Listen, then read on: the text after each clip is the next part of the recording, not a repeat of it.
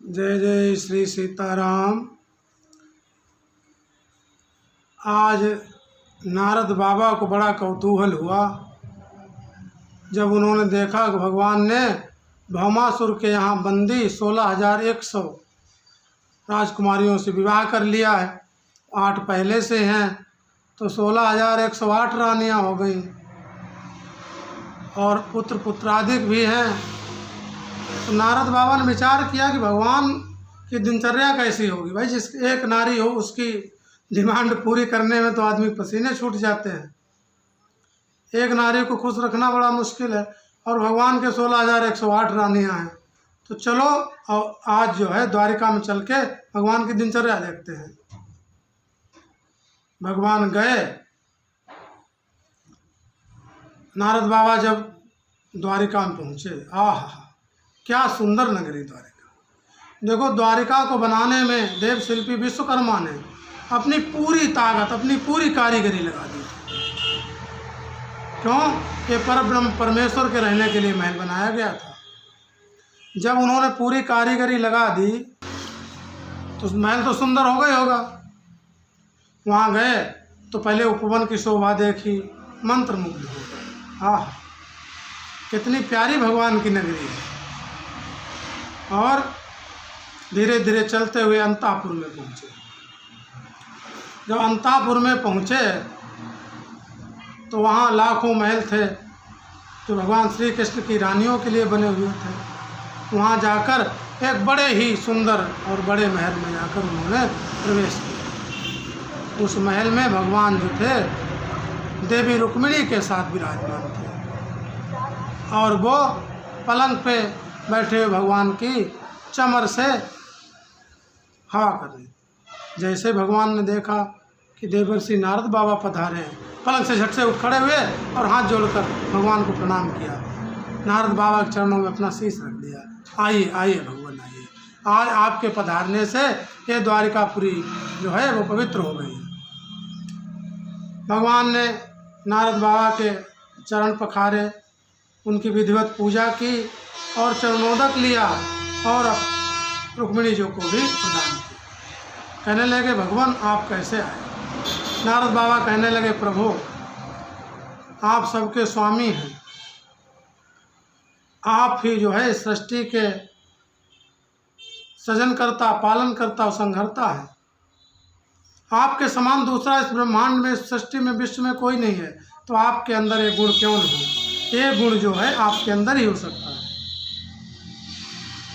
तस्यावनिज्य चरणों तदपाशमूर्धना बिभज जगत गुरुतरो अपि सताम पतिर्हि ब्राह्मण्य देव इति यद गुण नाम युक्तम तस्सैव यच्चरण शौच मशेष तीर्थम। आपके चरण कमलों की सभी सेवा करते हैं और गंगा आदिक आपके जो चरण पादुकाओं का चरणामृत है उसको पाकर तीर्थ भी पवित्र होते हैं। वो भगवान आप ब्रह्मांड देव हैं, ये हमने जान लिया है। क्योंकि आप सभी के स्वामी हैं और आप अपना स्वामी ब्राह्मणों को मानते हैं। जब भगवान ने इस प्रकार से नारद बाबा की विनती सुनी, बड़े प्रसन्न हुए। कहने लगे ये तो भगवान आपकी कृपा है। तो नारद बाबा ने कहा ठीक है प्रभु हमें आज्ञा दीजिए। अरे भगवान ने कहा कुछ सेवा का मौका दो। नहीं नहीं प्रभु अब आज्ञा दीजिए। आज्ञा ली। दूसरी नारी के महल में गए, वहाँ भगवान भोजन कर रहे हैं। वाह भाई वाह। तीसरी रानी के महल में गए, वहाँ भगवान बच्चे को गोद में खिला रहे हैं। चौथी रानी के महल में गए तो वो क्या कर रही? भगवान के केस संभाल रही बैठी। अरे अगले महल में गए, क्या देखा? भगवान बच्चों के साथ खेल रहे हैं। सने सने करके एक एक करके सभी रानियों के महल में गए और उन रानियों के रुचि के अनुसार ही भगवान लीला कर रहे हैं। फिर जब सभा में गए तो वहाँ भी भगवान जो है राजनीतिक विषयों पर चर्चा कर रहे हैं। अखाड़े में गए तो गदा लेकर मल्ल युद्ध कर रहे हैं। कहीं धनुष पर बाण चढ़ा के निशाना साध रहे हैं, कहीं सैनिकों को आदेश दे रहे हैं, कहीं ब्राह्मणों की सेवा कर रहे हैं, दान इत्यादि दे रहे हैं, कहीं वेद पाठी ब्राह्मणों से वेद सुन रहे हैं। मतलब नाना प्रकार जहाँ नारद गए वहाँ उसी रूप में भगवान उन्हें लीला करते हुए मिले। तो नारद बाबा ने कहा, प्रभु बस हम आपकी इसी लीला को देखने के लिए आए थे। अब जो है हमारा मन आपकी लीला से, आपके चरित्रों से बहुत ही आनंदित हो गया है। भगवान आप जो हैं ब्राह्मण देव हैं, ब्राह्मणों पर कृपा करने के लिए आप नाना प्रकार से शरीर धारण करते हैं और ब्राह्मणों का उद्धार करते हैं। नारद बाबा ने बड़ी अनुनय विनय की और भगवान से आज्ञा लेकर आकाश मार्ग से ब्रह्मलोक की तरफ चले गए। जिस समय कौशिक मुनि के साथ भगवान जंगल में गए तो विश्वामित्र बड़े खुश हुए, बड़े प्रसन्न हुए। आह, आप कितने भक्तवत्सल हैं, आप संपूर्ण चराचर के स्वामी, जिनकी वेद नेति नेति कह के प्रशंसा करते हैं। ब्रह्मा और शिव जी, इंद्र आदि देवता, जिनकी एक कृपा दृष्टि पाने के लिए लालायित रहते हैं, वो भगवान स्वयं महाराज दशरथ के प्रेम के वशीभूत होकर पुत्र रूप में प्रकट हुए और उन्होंने उन पिता को भी मेरे लिए छोड़ दिया कि प्रभु ब्रह्मण्य और देव मैं जाना, मम हित तजेऊ पिता भगवाना। ये ब्राह्मणों की महिमा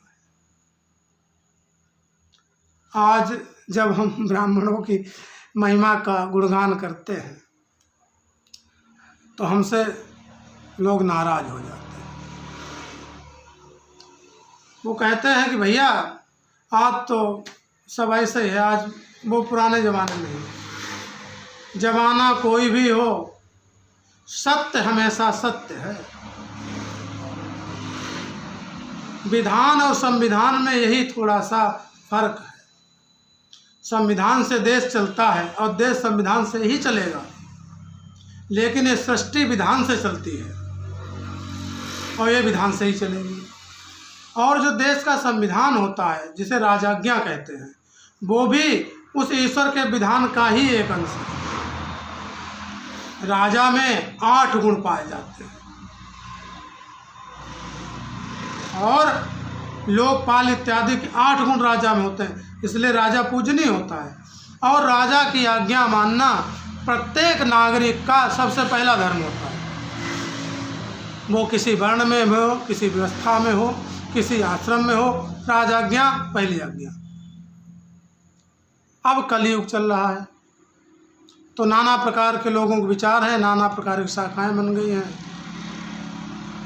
शूद्र और स्त्री भी आज जनेऊ धारण करने लगे। कुछ संस्थाएं ऐसी हैं, देखिए, जब लोगों में अज्ञानता होती है तो क्या होता है, जो चालाक व्यक्ति है वो उनका धन हरने के लिए, उनका नाना प्रकार से शोषण करने के लिए ऐसे मार्गों का जो है निर्माण करते हैं, जिनसे उनको तो फायदा होता है, उनसे जुड़ने वालों की अधोगति हो जाती है। और ये बात सही है। शास्त्र जिस बात की आज्ञा नहीं देते हैं, उस व्यक्ति, अगर वो कार्य कोई व्यक्ति करेगा तो अधोगति को प्राप्त हो जाएगा और पतन हो जाएगा। आज से हमारी अवस्था लगभग 40 वर्ष के होने वाली है, तो हमारे जब हम बचपन में थे तो धर्म का बड़ा बोलबाला था, धर्म बहुत ज़्यादा लोग करते थे। उस समय व्यक्ति की आयु 100+ थी। आज से 40 साल पहले जो लोग थे, या आज तक जो लोग थे, जो 40 साल पहले भी थे, आज भी थे, वो लोग 100+ जिंदा रहते थे। आज आते आते ऐसा समय आ गया है कि 60+ जिंदा रहना बड़ा मुश्किल हो गया। ये क्यों है? ये इन्हीं वर्णाश्रम वर्ण धर्म का नाश होना ही इसका मुख्य कारण है। भागवत जी में आप पढ़िए, मैत्रेय जी विदुर जी को यही कथा सुना रहे हैं कि जब सतयुग में अधर्म बढ़ा तो सतयुग की आयु क्षीण हो गई। भैया, युगों की आयु धर्म बढ़ने से क्षीण होती है, और हम क्या हैं? हम तो एक जीव हैं। रावण जैसे ब्राह्मण की पूजा नहीं की जाएगी, हम आपकी बात से सहमत हैं। लेकिन जो वशिष्ठ जैसे ब्राह्मण हैं, परशुराम जैसे ब्राह्मण हैं, उनकी तो पूजा की जाएगी, और वैदिक अनुष्ठान भी उन्हीं के हाथों से होगा। क्यों? ब्राह्मणम मुखम आसीत, भगवान ब्राह्मण के मुंह में रहते हैं, और उस मुंह में मंत्र स्वरूप में भगवान विराजमान रहते हैं, आशीर्वाद स्वरूप में भगवान विराजमान रहते हैं, और अभिशाप स्वरूप में भी भगवान विराजमान। ब्राह्मण का अनादर करोगे, अभिशाप दे देगा, नष्ट हो जाओगे, समूल नष्ट हो जाओगे। और ब्राह्मण खुश होकर आशीर्वाद दे देगा तो सारी संपदाएं, यहाँ तक कि भगवान की भक्ति भी प्राप्त हो जाएगी।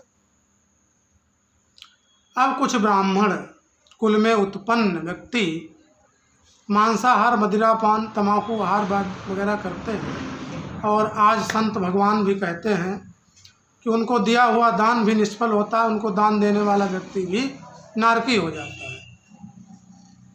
तो भैया हम भी संतों की आज्ञा को मानते हैं, ऐसे व्यक्तियों की आप पूजा मत कीजिए, राक्षस प्रगति की है।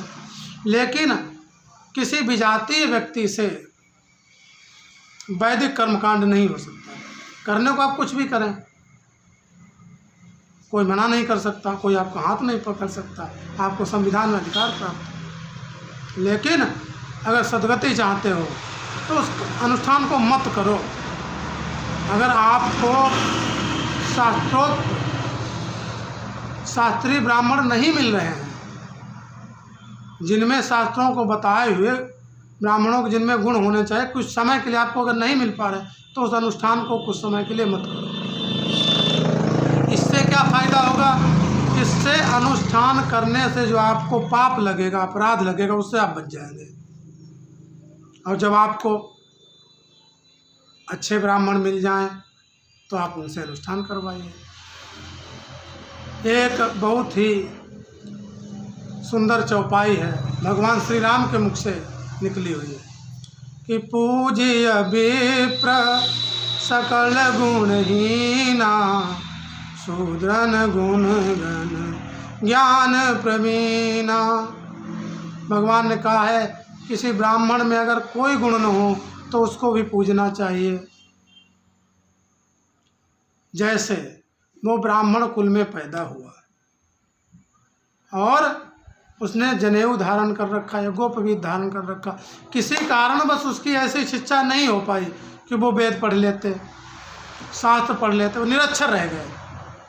लेकिन बशर्ते उनके अंदर कोई अवगुण, मांसाहार, व्यभिचार, अनाचार, दुराचार, ऐसा कोई अवगुण नहीं है, और वो अच्छा बोल नहीं पाते, अच्छे सुंदर कपड़े नहीं पहन पाते, अच्छी गाड़ियों में नहीं चल पाते, हाँ, और वो नृत्य नहीं कर पाते, संगीत वादन नहीं कर पाते, ऐसे उनमें अगर गुण नहीं भी हैं तो क्या हुआ? ब्राह्मण है, पूजनीय है। हाँ, जो ब्राह्मण किसी कारणवश जिनका आचरण बिगड़ गया है उनको मत पूजो। और आचरण बिगड़ने सबसे बड़ा हानिकारक क्या ब्राह्मण के अंदर आचरण का बिगड़ना? मांसाहार, मदिरापान तो सभी जानते हैं। जब ब्राह्मण आचार्य होकर, गुरु होकर, और जिस